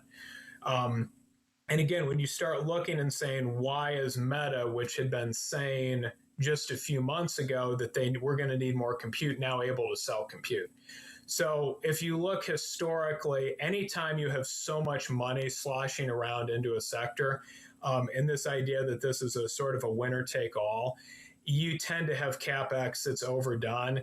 And so my anticipation is we are going to find that we've just way over invested in this.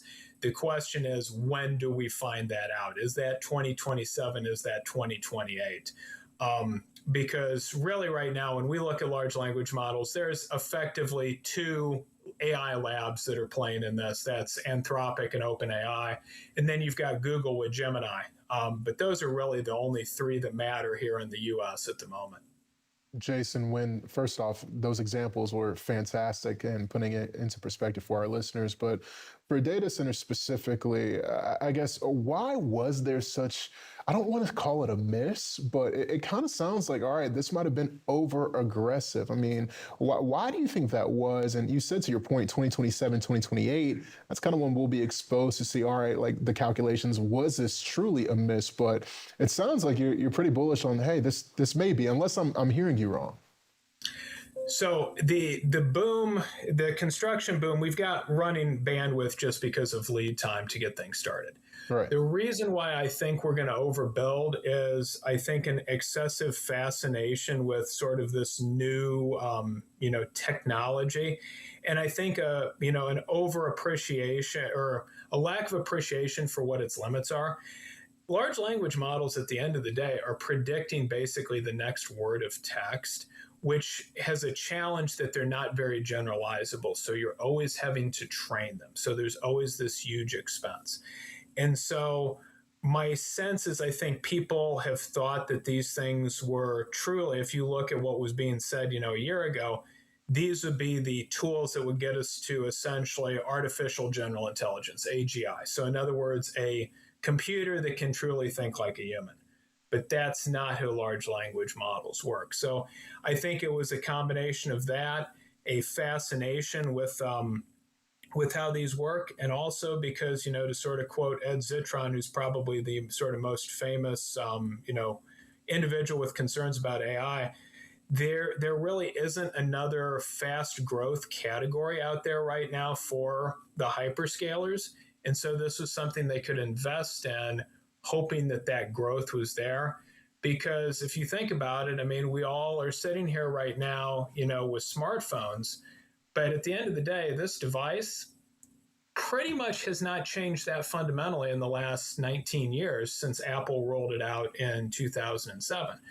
And so that was the last huge sort of rapid growth, product that ecosystem has had. And so my sense is that this build out has been wanting to find something else. And just the magnitudes that we're spending is just sort of, it's unprecedented. I mean, we're importing 4 times the amount of computers that we were importing, for example, just 2 years ago on a dollar value basis. That is something that we've never seen our imports in certain categories increase like that. For comparison, during the COVID sort of consumer spending surge, we were importing 40% more furniture than we had imported before. So we're looking at 4 times versus 40% for comparison. And so I think that's, the magnitude of this build out, I really didn't appreciate sort of how large it has been. But it's just something we have not seen anything of this scale like this really since the build out of the railroads back in the 1800s. And that physical build out is actually what gave us sort of modern supply chains, because before that build out, almost nothing was actually transacted manufacturer to actual end user. It was always through wholesalers. It was the first time in history you actually had enough demand from sort of an end user, let's say a railroad construction firm, that a manufacturer could even deal with them. And so this is the type of shock we're seeing right now. And these cycles tend to take 5 to 8 years to play out. If we think about the housing boom, that was sort of similar. Kind of starts in 03, starts to go really bad in 07 and catastrophic in 08 and 09. So by that logic, you're looking, 2027, 2028, either OpenAI and Anthropic need to prove they can make money, or we're going to have to see a pullback. And unfortunately, that cascades over to that trucking freight environment unless we see strengthening in other parts of the economy. But right now, with energy prices where they are, I think a lot of hope for a consumer rebound this year that we were sort of anticipating maybe at the start of the year, that's gone because the Fed is not going to be lowering interest rates this year. That's very clear. Yeah, I think you're right that the amount of money being spent and the scale of this AI data center build out is incredibly massive. I believe that in every 5 weeks, the amount of money spent is the same as the entire amount of money allocated to the entire interstate budget, right? What stat, Julie? But I want to get back to the freight market a little bit and what you're seeing relative to demand and carriers' available capacity and what you think is going to happen for the remainder of this year. Yeah, so right now you look at tender rejections, you look at load to truck ratios, you look at where spot rates are at. Capacity is still tight. No, we don't seem to be seeing much incremental or marginal additional tightening of capacity. So what I would anticipate is we're going to be seeing sort of the usual seasonal fluctuations. Things calm down a little bit in July and August. September is typically not that big of a month for freight demand. And then we'll start to get our seasonal tightening in November and December. I anticipate this Christmas will likely be very, very, very tight from a, sort of capacity side. And so where I see the rest of this year at is nothing that I think is easy to forecast would suggest the market is going to loosen substantially. The only way for the market to loosen is if there is this massive hit on demand. Supply is not going to be coming back in droves this year. No, we'll start to see some incremental supply getting added, as we move into Q4. There'll have been enough time for spot rates to be high enough for long enough that that'll start to trickle in. But really the biggest threat right now to sort of changing current conditions from where they're at, which I expect is what's going to hold, would be if there was some massive negative impact to freight demand. The only things that could drive that would really be the Fed deciding to raise interest rates more than what's expected, and or a significant escalation in hostilities in the Middle East that puts energy prices much higher than where they're currently at. No, right now, we're still looking right now, if we just check, diesel futures prices, they're trading about for the ULSD. CNBC has them at about $4.09 right now a gallon. Usually add $1.20 to $1.40 to that to get retail price. So basically, diesel prices are back to where they were in the futures market in much of April and May. So that's going to mean for carriers that, hey, diesel's going to be heading back. We're already above 5, but we've got some significant running room from there. And so right now, I think at this point, the only concern from this market loosening is some type of major negative shock to demand. And again, I think if the Fed would decide to raise interest rates, let's say at this July meeting, I think that would really take folks for a loop. I don't see that happening. But let's say the Fed starts raising interest rates in September, that will start taking freight demand out of the system come Q4 on a seasonally adjusted basis. So that's something carriers need to be watching for as well. So my view is conditions remain tight through the rest of this year. We've got demand strong enough relative to supply, and given that lead time for supply to come online, that would we're not going to see the market flip this year. 2027 is going to be the year, though, that we need to see more incremental gains in freight volume, because if we don't see that, we will start to see capacity getting added throughout the year. So we are out of time, but I do want to ask one more question before we go. So you mentioned when we get into 2027, we'll see. Obviously, the freight market always corrects itself eventually, right? The pendulum will swing each way and then the other. But in this case, Curious your thoughts on if it's a little bit different since barriers to entry have been added. It will be harder to add capacity than it has been in the past, certainly for brokers, certainly harder for small carriers, both to get freight based on, the Montgomery ruling, but then also based on fraud concerns. And then secondly, the one thing that does, in my opinion, help keep trucking companies from overcorrecting in a strong market like this is driver turnover, and that it certainly gets harder to recruit. So do you have any thoughts on that? And if this time it will be different based on those changes compared to prior freight, cycles where it has been demand driven versus, in this case, lack of capacity driven? So I think supply will be added more slowly, certainly, than in, let's say, 2017 and especially the 2018-2019 period. And we're certainly not going to see capacity come online like we did in the back half of 21 and especially 2022. Supply will get added, though. You can see that right now, the new truck orders, new Class A truck orders, even accounting for clarity finally coming out from where the EPA is at on nitrous oxide, you're still seeing new orders are far too strong to be just purely equipment replacement. This is intention to expand capacity. We've seen JBH, saying as an example, they're looking at adding headcount. So I think it'll be a slower process, but that capacity will come online. It's just going to take time, and it may take all through 2027. That's where we have to watch that demand side very closely, because anything that would start to, cause that demand side to weaken, that would be the big concern there. So, my view is I think the market will probably be fairly close to normalized by about the back half of 2027. I don't think you're going to see capacity as tight as it is today a year from now. We'll have had time for capacity to start to come online by then. Well, we certainly will see. And, we'll be talking about it here on FreightWaves today. So thank you so much for being with us today, Dr. Jason Miller. We are going to take a quick break and be right back with Cassandra Gaines. In today's freight environment, every second of uptime matters. Of course, maintenance is inevitable, but large fleets cannot succeed on reactive fixes alone. That's why Love's Truck Care delivers smarter preventative maintenance. Love's understands that operational pressures demand a nationwide service network for better visibility, actionable intelligence, and consistent execution, all of which you protect your assets, reduce your total cost of ownership, and maximize your uptime. Maintenance is, of course, inevitable, but large fleets cannot succeed on reactive fixes alone. That's why Love's Truck Care delivers smarter preventative maintenance. Learn more.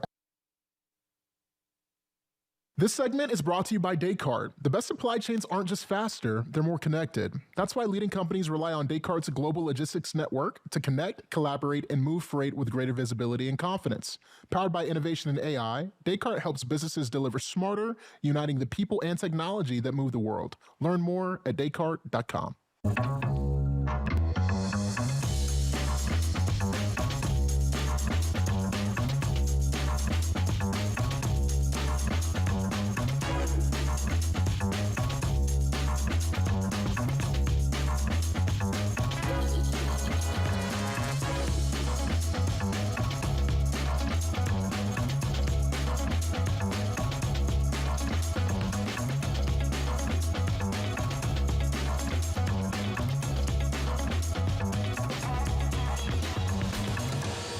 What's the masterclass all about? Well, here's what I'm going to tell you. If you're a driver, you're an owner-operator, you're a fleet owner, whether you're in compliance services, dispatcher, no matter what it is, masterclass is for you.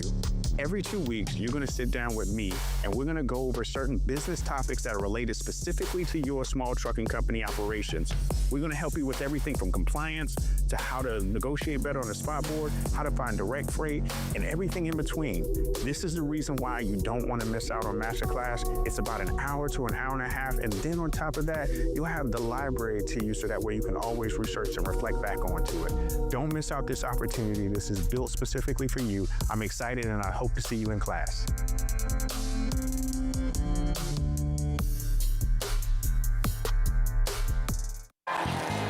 Race car drivers like NASCAR champion Jesse Love are a lot like commercial drivers, pros. But even the best in the world still watch the tape to see what they missed and get better next time.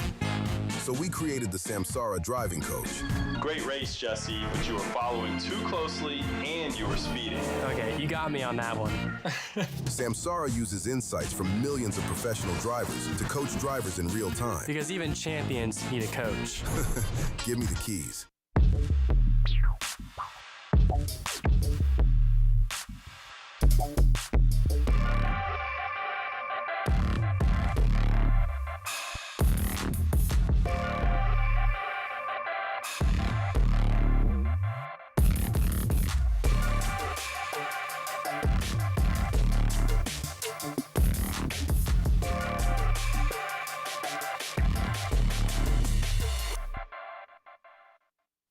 Welcome back to FreightWaves today. It's been quite the day here on the show, and we have a good last segment before we head out for the rest of the day, and I'm excited to get to this one. Of course, as digital freight brokers lean harder on automation to vet carriers and dispatch loads, the data trail they generate is starting to cut both ways in court. Cassandra Gaines, founder and CEO of Carrier Assure, and a nationally recognized transportation attorney and expert witness, argues that the same data brokers collect to run their operations can become the evidence that proves they know about risk and didn't act on it. And she is joining us now to talk all through this. Cassandra, how are you doing? Welcome to FreightWaves today. Hi, wow, this is such a good setup. You guys should be so proud. I've been addicted since you guys have launched. I complained to Craig that I have work to do. I can't just keep watching FreightWaves all day long, but congratulations. So thank you for having me. Yes, I have lots to say on data and capacity and lawsuits. And one thing I know that's very popular right now is everyone is worried about liability and they're collecting a lot of data. And then we have freight brokers promoting AI technology. They're using AI agents. They're putting a lot of marketing into it. And I try to tell people to press on the brakes and to really reflect, where are you using that AI technology? Where are you using, it doesn't even have to be AI. Where are you using your technology in general? So when you're sued and you're a broker and you're sued for broker liability and for selecting that carrier that may have caused an accident on the road, when you look at how you've selected that carrier, it can play against you when there's certain aspects of your business that you have put a lot of money into from a technology perspective, but then your carrier selection process is weak and it doesn't have the same type of investment in it. It works against you in front of a juror. It works against you when plaintiff attorneys are making their case. And the other piece that's a little concerning as well is not only the fact that you may not have invested as much into carrier vetting, but also into the operations, into the part of the workflow where your carrier sales reps are selecting carriers. And perhaps there should be some red flags put throughout the process. For example, this carrier isn't a good choice for an expensive high value shipment, or this carrier is a good choice for short haul shipments. So there's a really weird dynamic that you have to really keep in mind to those brokers who are investing a lot of technology into their business. And then, Malcolm and Julie, there's a third part to this, which is you may be really excited and you may be investing a lot into your technology, but you got to be careful about what data you're collecting. And truckload carriers, they're used to hearing this argument because it can work against them in litigation if they've collected a lot of data and then they didn't do anything with the data. So there's a red flag and something that they should have saw and done something with, but they didn't. It's the same thing in brokerage. So if you have all this data coming in and you don't have it worked into your policy and your teams are not using it appropriately, it can be used against you too. So these are big major things going on in the industry right now that I want to make sure is on the forefront of everybody's minds, because it can get lost and people can be overly eager as well to collect data and to have everything available. And that's something that has to have some boundaries and some thoughtfulness. Okay, so you make some really good points. So I really want to break this down. So when you say opening yourself up to potential risk or liability by heavily investing in technology in certain parts of your business and then choosing not to invest in technology when it comes to carrier vetting and fraud prevention can open you up to liability. And then you're also saying, I believe, that the second part of that is it sounds to me like, or I'm wondering if what plays into it is an issue in you have invested in this technology, it is giving you the red flags, but then your operations is not actually executing the way that they should. So you've been made aware that there was an issue and then chosen to override it for some reason. So how do you, all of these risks and all of these things that can go wrong, what should brokers do? What should they be looking at? How should they approach this successfully? Yep, that's a great question. And it gets very frustrating. The dichotomy that you just illuminated, it can get very frustrating to brokers because they're like, look, I'm trying so hard. And now you're telling me that I did too much and I should have done something with this data. So what I do is I did publish a free guidance, and you can follow us if you read all the articles with FreightWaves, it's on there too. And there is a policy, an example policy with some language in there. If you really wanted to read into the nitty gritty of how you can put this stuff into play. But what you should do is you should walk through, let's say you're a leader of a brokerage or a shipper or a freight forwarder. I don't forget about you, freight forwarders. You also have the same liability as well for negligently selecting a carrier. I want you to walk through the workflow of these carrier sales reps, these onboarding reps and compliance reps. And I want you to see what they see throughout the entire process. And I want you to make a map of what you want them to do with all the data. And this includes everything that's integrated as well. So all these onboarding applications that are doing a wonderful job updating their technology and getting you all the data as much as they can in front of you. I need you to actually look at everything your employees can see through all integrations, through all your systems, and then work with your employees to decide, all right, this data, although we know it's coming in, we have decided and put it in our written policy that we're not going to incorporate it into our policies. And this data over here, we are going to incorporate it, and here's what we're going to do. So if we see a red flag, we either ignore, and we have it written in our policy of why we're ignoring it, and everybody knows because it's an integration, we can't get rid of it, it's there. And then we have our data points that we are going to follow as well. It's tough, Julie, it's tough. So what suggestions do you make on data that absolutely should not be kept? Ooh, and then what question. are your suggestions on retention and policies around that data retention? Yep, that's a great question. So data that absolutely should not be ignored ever is, of course, if the carrier has some type of conditional status or unsatisfactory status. But anything safety related, of course, we don't ignore those data sets. And anything chameleon or double brokering related. Plaintiff attorneys and victims of crash accidents have been pretty angry when brokers clearly know, or they have data points in front of them that shows them that a carrier started up a new trucking company and they're working with the same carriers they were before, or the carrier consistently double brokers and then gets in these accidents. And so that should not be ignored as well. So those data points, and I put more in the CAVRA standard as well. Just so I don't bore people as well here today. But that's a great question, and those data points should be very much closely monitored. Let's stay on the carrier aspect of things, because why can't automated carrier approval fully replace human judgment? Why do you think that? Another good question, Malcolm. There is always, and Malcolm, you've been in the brokerage world, so I'm also curious about your opinion on this as well. None of this is new to you, but there is a portion of the carrier vetting process that has human judgment in it. And if you want to completely automate it, there's going to be some strict standards on how to automate, and you're going to lose out on a big chunk of capacity. And perhaps there's going to be situations where operations learn something about a carrier along the way, and they should have stepped in and not used that carrier.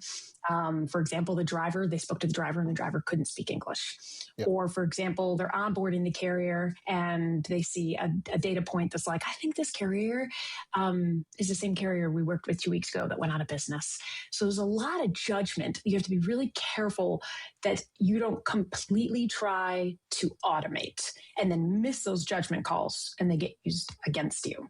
And then there's a portion of your carrier vetting, your carrier selection process that needs to be completely automated. You need to have a nice blend of both. So the most important things I tend to tell people to automate: those safety standards, years of authority, inspection rules, the really, really juicy, important stuff. Everything's important, but the really, really core of your vetting policy. And then you're going to have a lot of judgment as well. And that's what the majority of sophisticated brokerages do as well. Is that what you have seen in your career, Malcolm? Absolutely. And I think you made a great point about it. I think to, double down on this, I don't think everyone within a brokerage should have the ability to actually vet a carrier because, again, in front of mine, they're going to be like, hey, I just want the shipment to deliver and pick up. That's all I want. They're going to do it at a great price. This is great. They're fine. I have a great relationship with this carrier. It's okay. No, I think there needs to be a specific division within each organization, right? To be able to have checks and balances. But to your point, I think the tools and resources need to be used from an automation standpoint to be able to do more with less. That's my 2 cents. I try to remind people as well, Malcolm, that they should be carving out who makes exceptions, who's allowed to make exceptions, who's allowed to activate and deactivate a carrier, when can they do it, and what exceptions are approved and acceptable to the company. So we don't want people, especially like those after hours teams and folks who do not have like a Malcolm level of experience to be making exceptions. It needs to be people who are fluent in the industry that understand the risks with carrier vetting. And so a lot of people leave that part out of their process. And that's actually the hardest part to think through as a company and document and have as like a workflow. Yeah, there absolutely need to be hard stops in the system, in my opinion, in my experience in brokers as well. And because some people have vested interests, right? They are commissioned or paid based on a margin, maybe not based on safety scores and those outcomes. And maybe that's something that needs to be addressed in our industry and looked at and changed in this world with a new level of risk. For sure. Could I add, although I'm coming on, I'm gonna turn the wheel a little bit for you guys. Could I add a part? You guys talked about capacity earlier today with Jason. Sure. It was a great session. And Julie, you hit on capacity post Montgomery, and we're all thinking about it and we're all watching. But one perspective I would like to add, and not to terrify people, but I am an expert witness. So I speak to a lot of attorneys about upcoming cases, and I have good visibility in what's coming. And there is a wave of lawsuits coming toward brokers and shippers and freight forwarders. And I think we're going to see that wave, and brokers and shippers and freight forwarders who have never been sued before may be sued soon. And that's going to create a more fear in the industry and might have even a larger impact on capacity than what we were anticipating. I would expect that wave to be coming in the next 3 months. So that's something to add on that maybe Jason doesn't have access to, because all his points were valid and amazing. But the one thing I was thinking about is, we've got a lot of cases coming. And it's something that Craig Fuller has brought up a few times early on too. And before I even realized it. And so I think that is one thing to think about. And one thing that you guys have provided a ton of education on is, of course, insurance. That is going to have a big impact as well for brokers, shippers, and for carriers and freight forwarders. I think you're absolutely right. And I think both of those things are going to drive rates up, both from a risk standpoint. As brokers or shippers are taking on more risk, they're going to be willing to pay more to not have to take on that risk for those who are playing by the rules and need to increase their rates. And then to your point, insurance costs going up as well. But then I also think that as these headlines come out and more of this risk is exposed, and the idea that less capacity is going to be available because there are fewer carriers and drivers who truly qualify for these safety standards, there's an emotional element of it as well that also drives rates up. They aren't cost-based, they're supply and demand driven. So I think we'll continue to see that happen in the spot market. So speaking of the exposure you have to these cases, and you've seen, I think, both sides of it, plaintiff and defense. What is like a common thread you see as far as mistakes that brokers are making that they could or should be mitigating? It's the knowledge that they should have had or should have seen that a carrier was double brokering or was a chameleon carrier. Plaintiff attorneys get very frustrated with double brokering, and they're the victims of accidents as well, because often those carriers do not have insurance. So that is the quickest way that a plaintiff attorney is looking for insurance for their injured or deceased clients. And so that right there, they look and say, should you have known this carrier was double brokering? Did you know that there was a scheduled VIN policy and you didn't check to make sure that the VIN was covered and that you were tendering an appropriate amount of volume to the carrier that was acceptable for the carrier's profile. That is what is going to be a big red flag, a big miss. And it's hard. It takes a lot of training to train your team to recognize those instances, but it's also something that most sophisticated brokerages do already. And that's the thing, Julie. A lot of these brokerages that are the most concerned, they're already been doing all the work. They've already been doing amazing things, and they've already been training their teams and doing all the safety steps that I bring up. But there are some that are going to have to play catch up a bit, and that's a big one. The double brokering. It's a huge one, Cassandra. And let's speak on that for a second. I mean, for those that have not kind of gotten ahead of the curve, right, and they're trying to reduce exposure, what's the first thing that you would kind of get in front of their leadership team and be like, hey, like, you need to be doing X, Y, Z, or else like you're going to be on that list in the next 3 months or so that you're going to be, kind of open for risk and what you've said in this segment. Mm-hmm. And it's a good question. It's what I'm sure a ton of leaders are thinking through, and I'm meeting with a lot of leaders about and having webinars about. And of course, like every lawyer is telling people, get your standards in writing. But it's so easy to say that, Malcolm.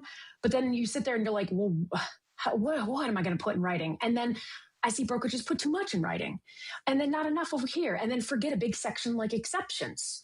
It's hard. So the point is, you can start. I gave a free resource, Kavra standard. You can go and take that and make it your own and use it as a template, and then think through every step that all your departments are doing. And it takes a while. You have to think through all the workflow. And that's when you start defining out your standard. But it's time to make your standards consistent and lean into those onboarding platforms to be able to help you automate them as well, and not making any exceptions to like things like those safety standards and other important data points. But it's hard work, Malcolm. Absolutely, and it's a hard place to know where to start, excuse me. For sure. No, so definitely. 2 quick questions. First of all, your CAVRA standard for carrier vetting, that's an acronym, right? Can you tell us what it stands for? Yep. It's Carrier Assessment, Verification, Risk, and Accountability. So I jammed it all in there. And at 2 a.m, and I was like, I really want that word accountability in there too, because I think that it cuts both ways, where we have brokers who are accountable for their actions and they're doing a great job, and carriers as well. And so that's an important part of this process, because it's not just a standard that we slap onto a template by ChatGPT and walk away from. It's the core of your business. It's a breathing, working document that will protect you as well, along with what you're training your teams to do and how you've decided to help, collect and do your carrier monitoring process for. Right. And I assume it will have to evolve as fraud continues to evolve and other safety. But okay, so I want to talk about FMCSA data.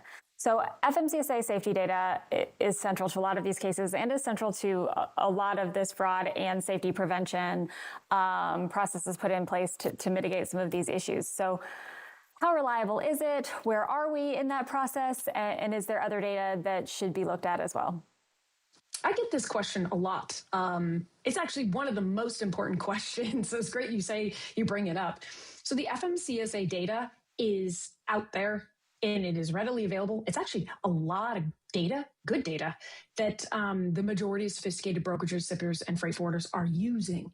So no matter what, I tell people this all the time, Julie, no matter what people's opinions are about the FMCSA and the government, and this research over here said this data point's crap, and this research over here said da-da-da, do not care. Close that out of your head and don't think the FMCSA is going to step in and give some standard. Put it all out of your head.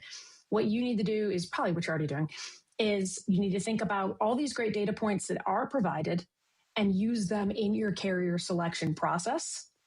And then on top of that, you can't just look at the publicly available data. Some of it's hard to look at anyhow. It's become industry standard, and that's what's important, right? Whatever industry standard is, that's what you're going to have to work against if and when you're sued. And so it's industry standard that you would use depending on the size of your business. Some of the private platforms, if you have a very large company, you're going to be using an onboarding platform that has private data included in as well. So Julie, what I tell people is you will have a blend of public available data. You'll get through some of those technologies, but if you're a small brokerage, you can use the websites and a private company as well. And then you'll get a blend of other data points that aren't necessarily available by the government, but are commonly used in the industry. And that includes the recreation of CSA basic scores. Each platform has a different type of recreation. They're all going to vary and be different. Just pick one platform, decide that's it. That's the standard you're going to pick. You understand that it might be different on other platforms, but that's because everybody's trying to recreate it, and that's okay. But that is the way our industry has been and will continue to be vetting carriers for a long time. That's the industry standard, and that's what's most important. Okay, Cassandra, so let's, God forbid, say the worst happens. At some point, there's a breakdown and a broker tenders a load to a carrier and there is a fatality or some sort of horrific accident and it ends in litigation. What's the first thing you look at in the broker's internal records that tells you whether their vetting process truly held up or did not? Yep. Dang, good question. So I'm going to broaden this even more, and I'm going to give you an insight into what the plaintiff and defense attorneys look at as well. So, well, I am a defense attorney. Well, I guess I'm not an attorney anymore, per se. I got to stop saying that. So I'm not out there litigating anymore. I used to a lot. So went to law school, always been an attorney. That's my. Yes. Same. Yeah. And so I would expand on that to say that when the accident first happens, most folks, they're attorneys or insurance underwriters, and they're trying to assess the liability. They go to the publicly available websites immediately to see, all right, what are the safety scores? How old is this carrier? How many months of authority does this carrier have? Is there any big red flags that the carrier double brokered or is chameleon? What are the safety scores? What are the out of service rates? Not saying this is black and white and boom, you're liable. Doesn't work like that. But that's some of the first things that the plaintiff attorneys will look at to decide, along with insurance coverage, to decide, do I want to sue the broker and also the shipper or freight forwarder in this lawsuit? Then when we look internally, we of course look at, here's what you had in writing, and then here's what you actually did. Here's how you actually selected the carrier. And then we always look at, we as attorneys and anybody litigating, we'll look at all your TMS notes. We'll look at any overrides and exceptions. We look at how much you've used the carrier, the load volume, the communications with the carrier, including text messages and WhatsApp. Is pretty darn thorough so that everybody can get a good image, both the defense and the plaintiff side, on what were the risks taken when selecting this carrier? Wait, what were the risks taken when onboarding this carrier, then monitoring the carrier, then selecting it for this shipment, and then all the communications and any red flags that happened along the way? So all those data points and all of it is taken into consideration. It's major. And oh, by the way, I want to throw one more thing on for everybody. For my shippers who are sitting back eating bonbons, I just made that up, thinking they don't have to worry about this. No. Y'all are being pulled into lawsuits too. What you saw at pickup is important. It is becoming industry standard. I hope that everybody's listening to this part. This is probably the most important part. It has become industry standard that the brokers, freight forwarders, are giving the shipper the MC number, the DOT number, the pickup, who's going to arrive at pickup, and asking shippers to confirm that information. That has become industry standard. So when shippers are not confirming that information upon pickup, that is becoming something that's a point of contention in being analyzed in these lawsuits. If the shipper had just compared the DOT and MC number on the side of the door at pickup, would this entire accident been avoided? That's powerful. Oh, and also, shipper noticed something majorly wrong with the truck. Shipper noticed that the driver didn't speak English. So there's a lot of stuff that shippers need to pay attention to. Oh, shipper didn't have a policy with vetting, with selecting brokers, and shipper didn't have a policy with how it selects carriers. I think that's a really, really great point. I wish we had a lot more time to dig into this. I'm sure we will have you back on. No, I don't want to scare the crap out of your audience anymore. No, this was wonderful. So thank you so much, and I hope we'll have you back on soon. Thank you. Thank you for having me. Thank you. So Malcolm, I love that. And I think that the end where she called out, shippers and some of the checks that need to be in place there is incredibly important. One thing I noticed in my career is that in many cases, the guard checks are really who's verifying the truck that is showing up, right? And that they're not in many cases, the guard check employees are not employed by the shipper. No. It's contracted out. And there is no communication between it. It is a total breakdown. And we would notice it just if we were on site as a dedicated carrier or with trailers. Like, like just the wrong trailers leaving all of the time, and there's no accountability at the guard shack because the guard shack doesn't actually work for the shipper. They can enable bad they're actors just as well. there to ensure that like something doesn't no one is pop just off. yeah, right.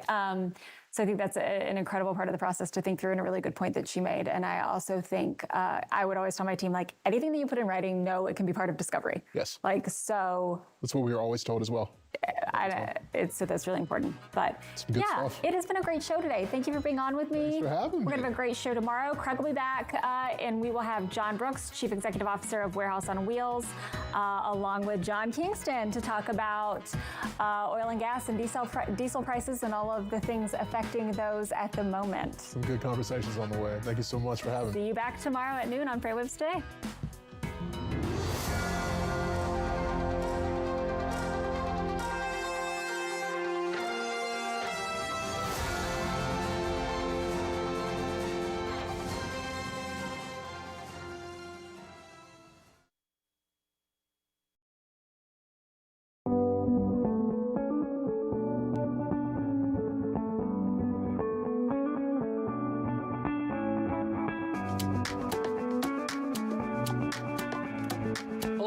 Thomas Wasson with FreightWaves, and we are having our latest edition of the Lean Quarterly Dive. We're catching up with the folks at Lean Solutions Group and Alfonso, talking about AI and technology, how it works, how you should use it. Going to be a great conversation here. Super excited to be diving in, so let's get to it. I'm going to welcome on Alfonso.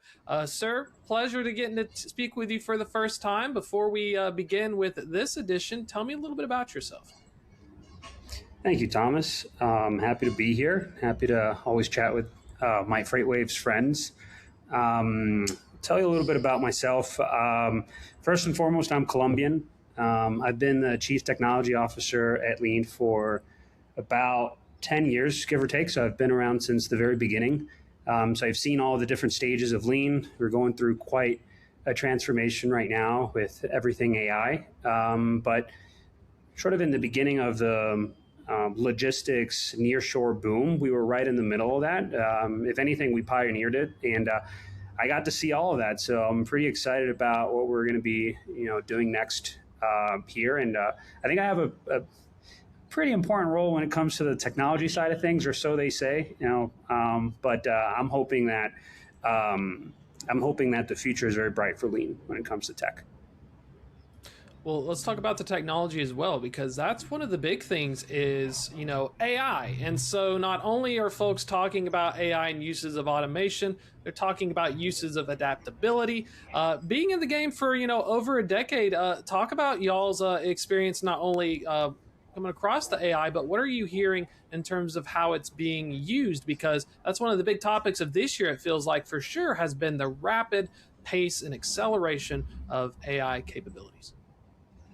Yeah, I mean, I've seen pretty much everything at this point. We have heard from the frontier labs for a while that it's the year of agents, and we're going to apply agentic workflows, and we're going to automate jobs away. And that it seemed to have been the message for 25, which didn't really land as strongly as these OpenAI, Claude, and all these big frontier labs suggested that they would. But now I'm seeing kind of it's kind of a more difficult or challenging trend for companies that are trying to start with AI. I'm seeing that the experimentation phase is mostly over. You tried it, you kind of went into it with not a lot of experience. Companies that didn't necessarily have technology teams all of a sudden found themselves investing a ton of money into it to try to see, does this thing work? And I guess what they're seeing now is if I don't have the right infrastructure to support these technology projects, I'm not going to get anywhere, right? So even if the technology has democratized access and now everybody could just jump on it and download OpenAI and Claude and all that stuff, doesn't mean that you are an AI company. So the typical things that happen in a traditional software world are coming up, which is that you actually need good project management, you need good change management, you need to have good control of your costs. Who knew? And I think I'm seeing this more and more where companies are seeing maybe I wasn't as prepared to take on some of these projects myself. As a company that is focused on A in the context of what we're speaking is logistics. I do supply chain. I move things from A to B, but then I'm finding myself trying to become a technology company at the same time and have all these tech muscles that I didn't have before, and it's just hard. So I'm seeing that our customers are looking for answers on how to balance the internal proprietary nature of these solutions that they want to have. Like they want to have something that's theirs, but at the same time, how do they bring in an outside partner that can help them sort of fill in those gaps that they clearly don't have, or they're just starting to form, and help them implement these technologies without breaking the bank. There's a stat that I just saw recently. So there's this vibe coding company called Lovable. Not sure if you're familiar with it, but an independent publisher put out there that 99% of vibe coded apps are in the garbage. Like they're not making any money. They get published and then get unpublished from the infrastructure platform. So like what we're seeing is that garbage in, garbage out. Like even if it's faster to create technology, doesn't mean that you're going to create more businesses. That promise is well overhyped, but there's a silver lining. There's something that happens once you get to that other side, which is what I'm really, really excited about where this is going, at least in the next quarter or 2 quarters of this year. That's one of the topics you mentioned was, these frontier models. It did feel like, in terms of selling it to executives and businesses, the greatest thing since sliced bread. It's the new version of electricity. It's the dawn of all of this. But then at the same time, now in 2026, it does feel like, at least from my experience, I don't see any more of those AI wrappers as much. I don't see as much of those agentic apps that you're alluding to. Now what I'm seeing is the organization saying, I'm going to do this myself. I'm going to vibe code it. Oh, crap, I got to figure this out now. Is that one of the big things, I guess, when we're talking about, especially being in the game over a decade, was, is it like a tide, a ebb and a flow? Like, you had a great point about finding the right partner. Are we kind of migrating towards that situation where we've got to figure out how to do it in a process and very deliberate manner, when it felt like the past 6 months to a year ago, it was very much a scatter shot, throw everything at the wall, just kind of figure it out, and it's like just going to change everything.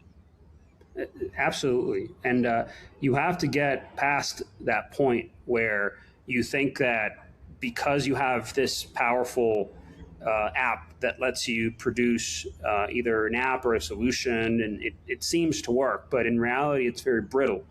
And then when you apply it in real life and in production, it can cause some pretty important damage within your business. It could cause damage at the customer level, which is definitely what you don't want, or even to internal systems, cyber and all that stuff. I mean, that is still very, very important. And like what I'm seeing, so the shift that I'm seeing right now is that AI is starting to become this thing that it is better not being said, but being there than the other way around. So you kind of have to make it invisible in a way for it to be adopted as it should within organizations. And what I mean by that is that we have a lot of these like AI native companies, and they go and they try to solve this problem that, a couple of years ago, we would have just said, get a couple programmers in there and, create an algorithm that would be able to analyze a set of rules. And based on the input of those, then the rules would analyze a consistent outcome. And it was as simple as that. But now everything has to be an AI first solution. So you're taking something that would have otherwise been pretty simple and now using AI for it. And the unpredictable nature of the outcome is causing issues. And so you're kind of better off saying, I'm going to bring automation into my company rather than being an AI first or AI native solution. I'm going to bring automation, and that automation can have AI components when it's necessary, but no more than that.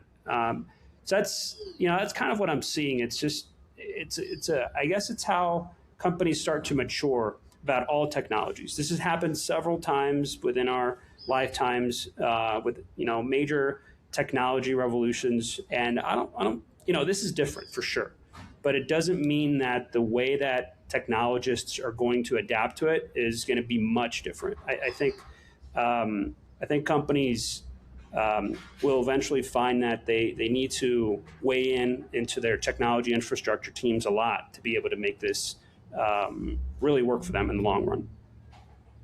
Well, it brings it into the people angle as well. One of the things, I was very fortunate to work on early iterations variant at US Express talking about automated load planning. This was back in 16, 17, 18. We were happy with machine learning back in my day. And one of the challenges was getting the people on board and the process to adopt the tech. And so do you think that's one of the larger changes now we're seeing? Because it felt like conversations I had with companies and interviews I've had was these executives would say, man, I used AI for everywhere. There's thousands of possibilities and I pissed off half my staff. And then now, like you said, they're hiding it like the M-dash. You've kind of got to be very measurable. Is that one of the things talk to me more about the people angle, because I'm starting to feel like we are, that's going to be one of the big pendulum swings is now we're going to lean more towards the people, when it felt like over a past year, it was like tech. It's just like visibility, throw it at the wall. It's going to fix it all. Yeah, no, I totally agree with that. I even said last conversation I had with FreightWaves, we talked about predictions. What is happening? Like, we were in the middle of a talent crunch back in, I want to say early 2015, 2014, where logistics companies were just starting to get into this near shore and groove in Colombia, which, big BPO companies didn't necessarily play in that space, but we found a very good niche where brokers would just utilize the crap out of us for all of their back office positions, but this was very new for them. And they couldn't find people in the US to perform those jobs, at least not consistently. They had high attrition and all that stuff. And, that talent crunch allowed us to insert ourselves and create a business and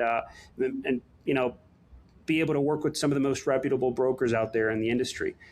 What I see now is that there is a second wave of talent crunch, but that involves people that are sort of AI ready.